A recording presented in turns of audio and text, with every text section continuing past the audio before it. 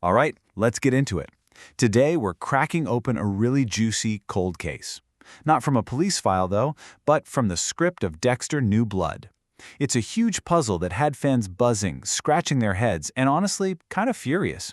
And it all comes down to one massive question. I mean, really, think about this. In New Blood, we meet Molly Park. She's this super sharp, obsessive true crime podcaster who shows up in town literally hunting for a story. And yet somehow, she strolls right past the biggest scoop imaginable. Dexter Morgan, alive and well, just living under a fake name. How on earth does that happen? And look, this wasn't some tiny little detail only a few people noticed.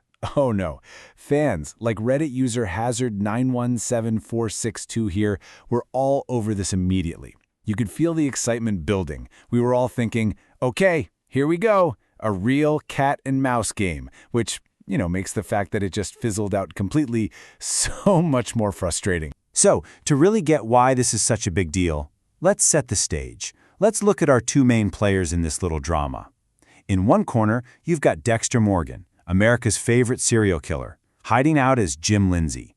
And in the other corner, you have the one person who absolutely should have been his worst nightmare. And let's be crystal clear. Molly Park is no amateur. The show goes out of its way to tell us she is a professional obsessive. Her podcast isn't just some hobby. It's a hit because she digs deeper than anybody else. She lives and breathes this stuff, dissecting killers, their victims, their methods. She is the real deal. Okay, so let's build the case. Let's act like we're the prosecution here. Why should Molly have taken one look at Jim Lindsay and immediately seen Dexter Morgan? Well, the fan community has put together some pretty compelling evidence. Let's lay it all out. You really got to understand the timeline to see how wild this is. You've got two of the biggest serial killer cases in recent history, the Bay Harbor Butcher and the Trinity Killer. And Dexter is secretly the nexus point for both. Then, years after he supposedly dies, he pops up in this tiny town right as a podcaster who specializes in those exact cases arrives. I mean, come on. The coincidence is just off the charts. So, Exhibit A for the prosecution, Molly's own podcast. This is the big one.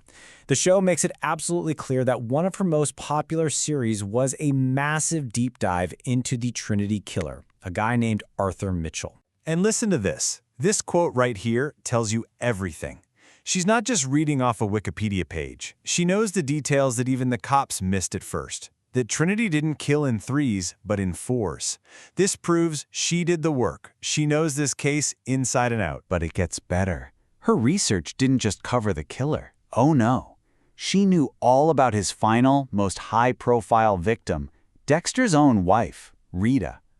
Molly even talks on her podcast about Rita's supposedly picture-perfect family, a loving husband and their kids. And this is the real kicker.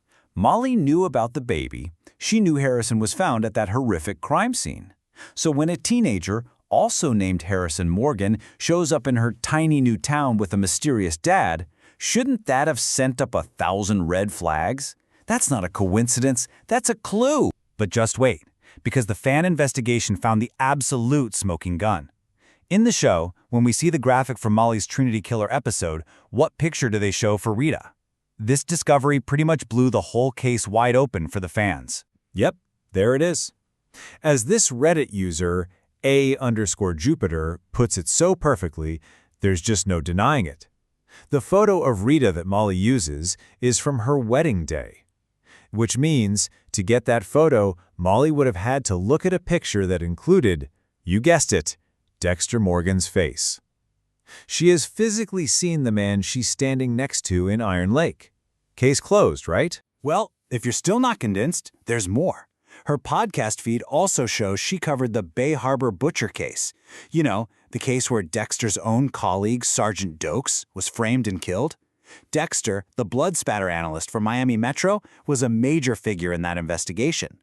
Two of her biggest, most famous podcast topics lead straight to the same guy. Okay, so the evidence against her just not noticing him seems pretty overwhelming. But, to be fair, let's flip the script. Fans have also come up with some pretty smart arguments for why she might not have recognized him, so let's hear from the defense. So the whole debate pretty much boils down to this, right? On one side, you've got her intense research and the fact she literally saw his picture. But on the other side, you've got some pretty strong points. A decade had passed, everyone thought he was dead, and a couple of really interesting psychological defenses. Now I absolutely love this theory. It's the Clark Kent defense. You never recognize Superman when he's wearing glasses because your brain just isn't looking for him there. Molly knew for a fact that Dexter Morgan died in a hurricane. So even if the guy at the general store, Jim, looked a little familiar, her brain would have just tossed that thought aside. It's impossible, so it can't be him. And here's another fantastic point. Think about how we all consume these stories. In the grand drama of a serial killer case, who's important? The killer and the victims.